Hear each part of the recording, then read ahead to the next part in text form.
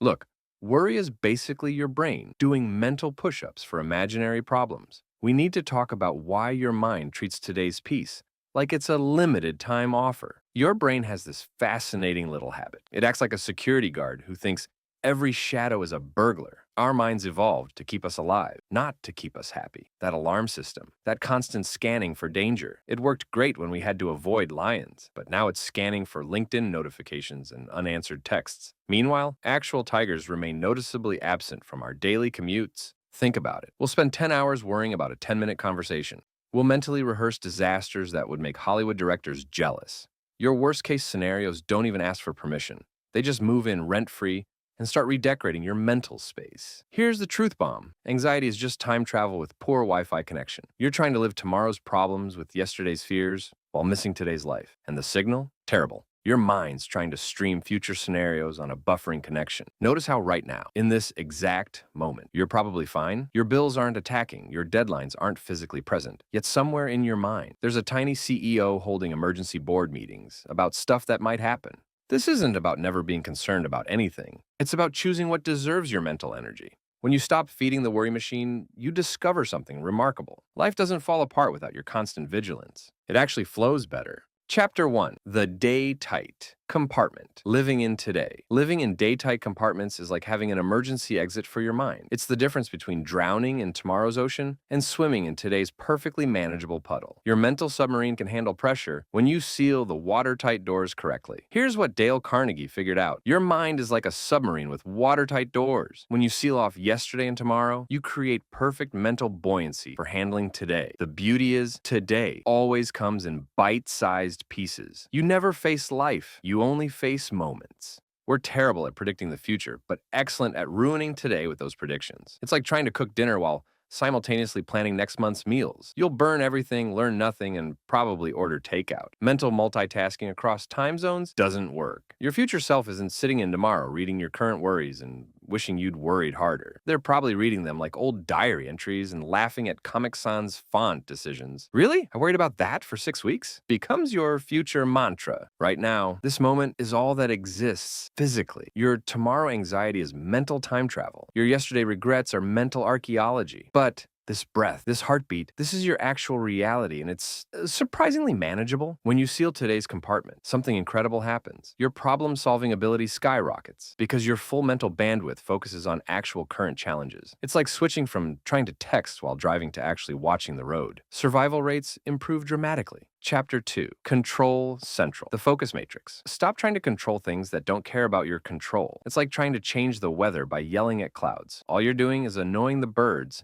and exhausting your vocal cords. The universe remains unimpressed by your control attempts. Imagine a simple mental grid. On one side, things you can control. On the other, everything else. Your thoughts, actions, responses. That's your kingdom. Other people's opinion, past events, tomorrow's weather. Strictly visitors only. No permanent residency allowed in your mental space. We spend 90% of our mental energy trying to control the 10% we can't influence. Meanwhile, the actual things we control, like our response to stress, get about as much attention as the terms and conditions we never read. But at least T&Cs don't impact our daily happiness. Here's the matrix truth. Your ex's new profile picture? Out of control. Your reaction to seeing it? Total control. Your brain treats both equally important until you draw this line. Social media becomes a control matrix masterclass daily. Right now, notice how many worries involve controlling what you can't. Traffic, other people's feelings, past decisions. It's like trying to steer a parked car while the actual car keeps moving without you. Your hands are busy, but nothing's happening. When you align your energy with actual control, extraordinary peace emerges. Your mental load drops by 80% instantly. It's like finally using the right key for the lock. Everything just opens. The resistance disappears because you're working with reality, not against it. Chapter 3. Time travel trouble. Future worries versus present peace. Your brain's trying to solve tomorrow's puzzles with yesterday's tool while standing firmly in the quicksand of the present. No wonder everything feels unsteady. Mental time travel creates motion sickness without the actual motion or the benefit of seeing cool places. Anxiety loves temporal confusion. It convinces you that mentally living in the future somehow prepares you for it. But here's the truth. Every future moment becomes a present moment, and you'll either handle it then or handle it then.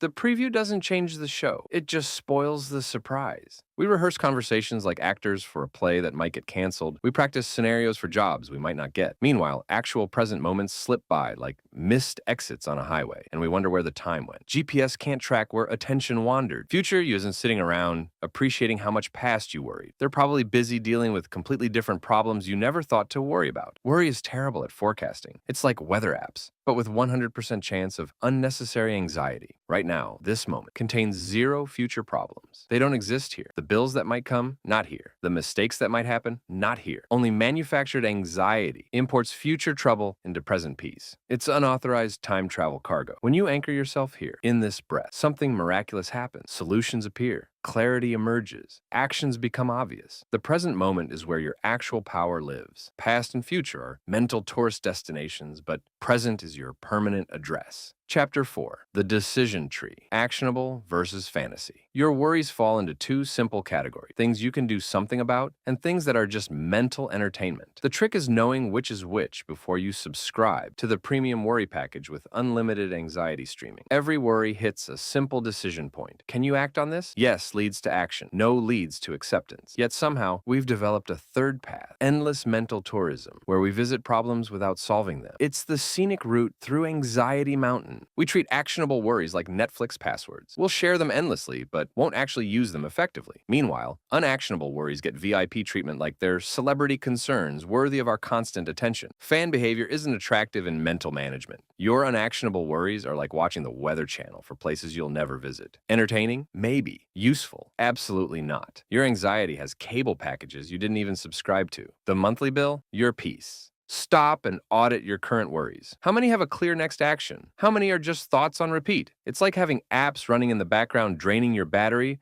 while you try to make actual calls. Time for a mental app cleanup. When you correctly categorize worry, mental energy distributes perfectly. Actionable items get laser focus. Unactionable items get polite dismissal.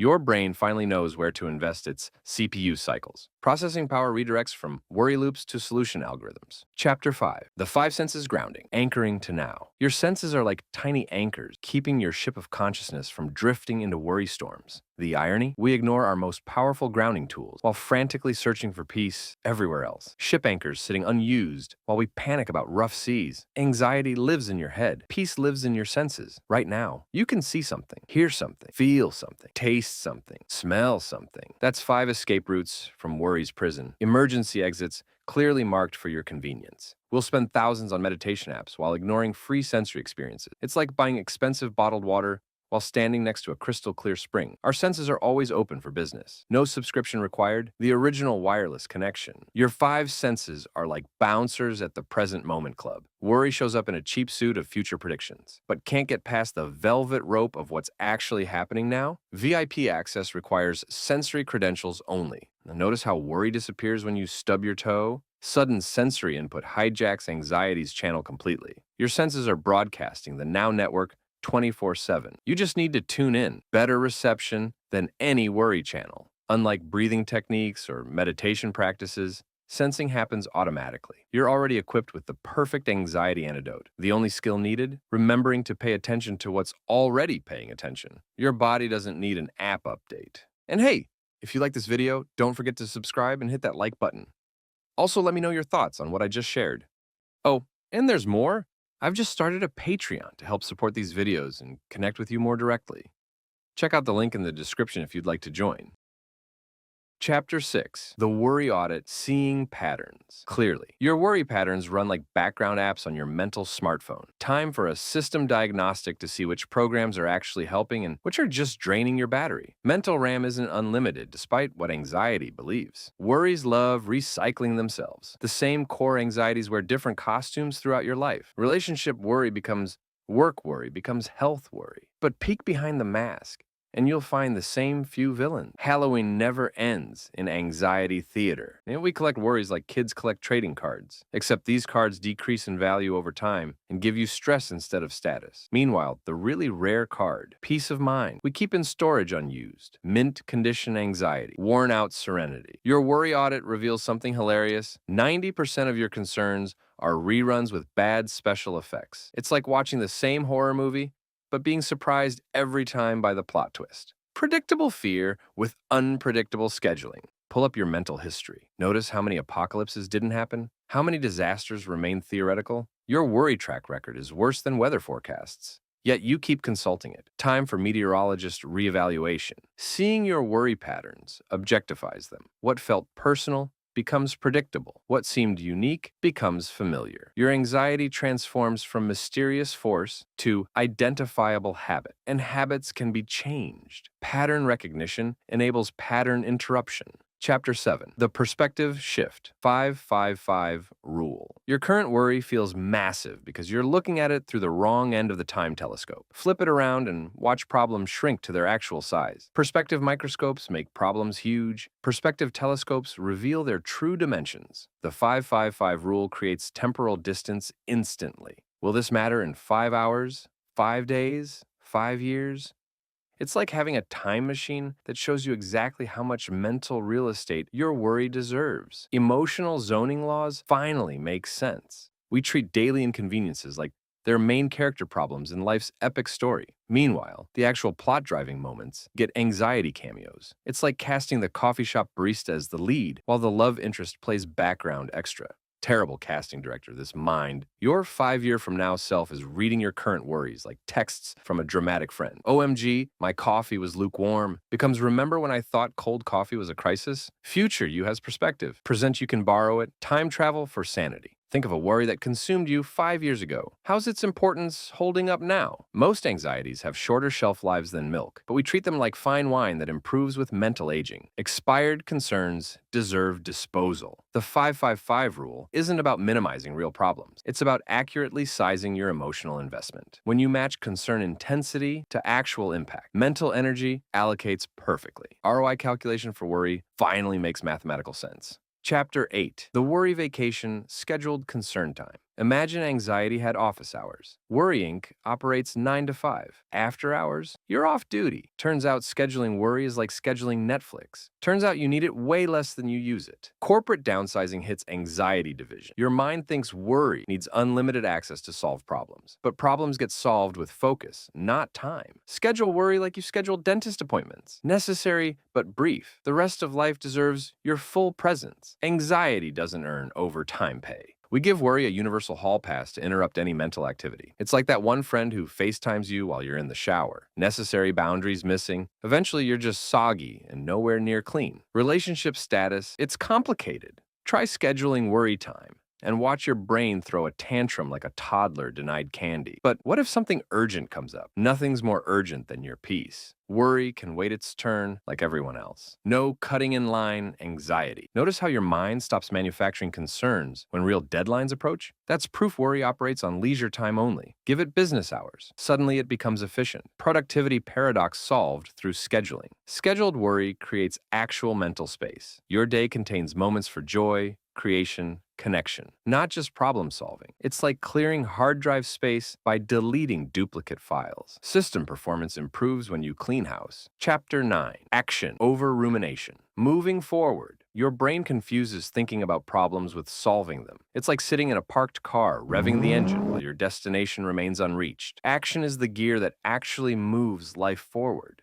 Mental NASCAR won't win actual races. When you choose action over analysis, something extraordinary happens. The doing dissolves the worrying. It's not that problems disappear, it's that solutions appear. Motion creates clarity better than meditation. Physics beats philosophy in practical results.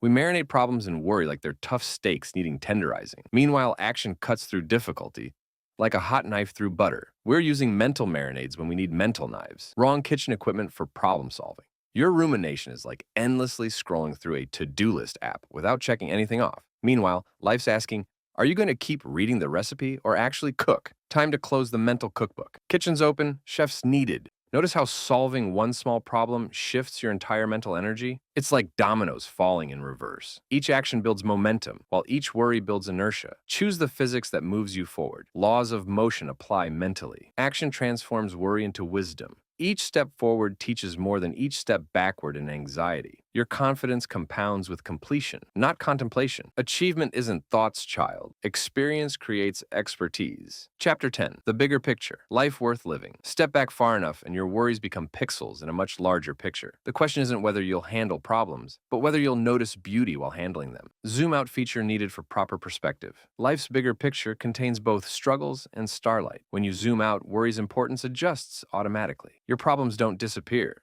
They take their proportionate place in a meaningful story. Context creates correct sizing. We examine life through worry's microscope when we need perspective's telescope. It's like going to the Grand Canyon and studying individual pebbles instead of experiencing the view. The vista exists. We're just looking down. Tourist trap of the mind. Your deathbed self won't ask, "Did I worry enough?" They'll ask, "Did I love enough? Did I laugh enough? Did I live enough?" Worry's an attention thief stealing from life's actual currency. Mental embezzlement in progress. Consider what matters 5 years ahead. Health, relationships, growth, contribution. Notice how those categories rarely include whether you worried adequately about parking spaces or social media comments. Priority realignment needed. When you expand your view, life's beauty becomes impossible to ignore. Problems still exist, but so do solutions, opportunities, and meaning. Your bigger picture contains more wonder than worry. Discover the ratio you're missing. Perspective adjustment changes everything. Everything you've learned doesn't need perfect execution, just consistent practice. Your worry-free life builds like compound interest. Small daily deposits of peace create exponential returns of freedom. Investment portfolio for mental wealth starts here. These techniques aren't separate tools, but interconnected parts of a mental operating system. Day-tight compartments support control matrices. Present moment anchoring enhances action decisions. Your new mental architecture works holistically. Integrated systems perform better than isolated features. Think of worry reduction like building furniture. You've got all the pieces now. But if you use worry Allen wrenches to assemble your piece table, expect wobbly results. The right tool for the right moment creates stability. Assembly required, instructions included. Your worry habits are like spam emails, persistent but ultimately ineffective. These new techniques are your mental spam filter. Eventually, worry barely makes it past your mental inbox. Your consciousness stays clean. Unsubscribe button finally works. Notice how reading about these concepts feels different from practicing them. It's like knowing swimming techniques versus actually swimming. The water of daily life tests what you've learned, making knowledge kinetic. Theory meets practice in real experience. When you stop worrying, everything doesn't just start to go well. Everything reveals its inherent wellness. You haven't been fixing life. You've been freeing yourself to experience it fully. The transformation was inside all along. Hey, productive people, I'm Peter. And I'm super excited to share something special with you. If you've been enjoying my content here, you're going to love what I've got over on my YouTube membership. By becoming a member, you'll unlock all the wonderful perks below. Get access to exclusive illustrations, full transcript release, polls for future videos, plus some fun surprises along the way. But it's more than just extra content. It's a way for you to directly support what I do. Your membership helps me keep creating, exploring new ideas, and bringing you even better content. So, if you're ready to take your support to the next level and be part of the inner circle, hit that join button below. I can't wait to see you there.